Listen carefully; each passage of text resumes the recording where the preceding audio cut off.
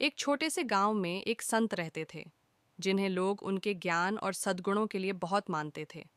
संत का एक शिष्य था जो हमेशा परेशान रहता था कि दुनिया में बुराई क्यों बढ़ती जा रही है। एक दिन उसने संत से पूछा, गुरुजी, अच्छाई के बावजूद बुराई क्यों जीतती है? संत मुस्कुराए और बोले, कल सुबह जल्दी उठकर जंगल में चलो, वहां तुम्हारे सवाल का जवाब मिलेगा।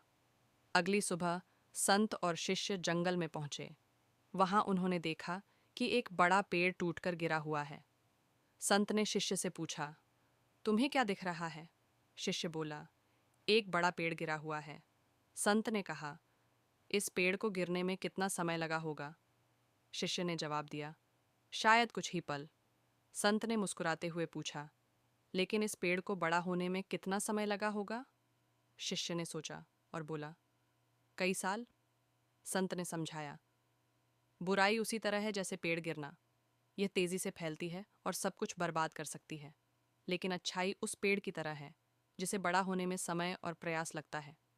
शिष्य ने सिर हिलाया और कहा, लेकिन गुरुजी, इसका मतलब क्या है?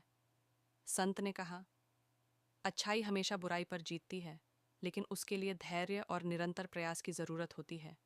यदि हम अच्छाई के बीज बोते रहें तो एक दिन यह इतना मजबूत हो जाएगा कि बुराई टिक नहीं पाएगी।